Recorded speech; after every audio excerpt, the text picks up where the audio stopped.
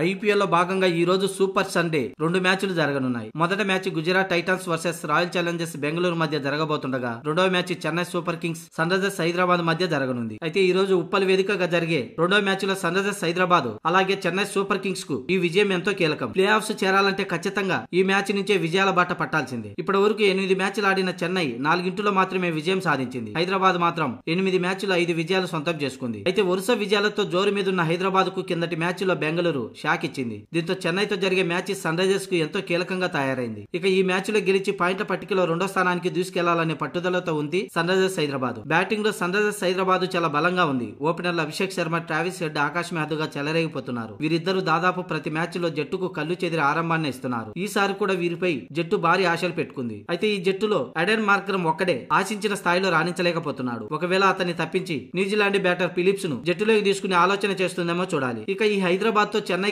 సవాల్ వంటిదనే చెప్పాలి. Batting, bowling విభాగాల్లో సిఎస్కే సమతూకంగానే ఉన్నా కొన్ని మ్యాచ్ల నుంచి ఆశించిన స్థాయిలో రాణించలేకపోతుంది. చెన్నై తన చివరి 2 మ్యాచ్ల్లో ఓడిపోయింది. అది కూడా సొంత మైదానంలో లక్నోపై ఓడిపోవటం ఆ జట్టు తీవ్ర నిరాశలో ఉంది. ఇలాంటి స్థితిలో సన్ రైజర్స్ తో పోరు చెన్నైకి సవాల్గా మారింది. ఈ మ్యాచ్ లో గెలవాలంటే ఖచ్చితంగా సిఎస్కే సర్వం వడ్డించక తప్పదు. అప్పుడే గెలుపు అవకాశాలు అధికంగా ఉంటాయి. ఏది ఏమైనా బ్యాటింగ్ పిచ్ పై ఈ రోజు మాత్రం చెలరేగే అవకాశం ఉంది. ఒకవేళ టాస్ గెలిచి సన్ రైజర్స్ హైదరాబాద్ ముందుగా బ్యాటింగ్ చేస్తే మాత్రం ఇక ఆ బ్యాటర్లను అడ్డుకోవడం సిఎస్కే బౌలర్లకు నరకంగా మారే అవకాశం ఉంది.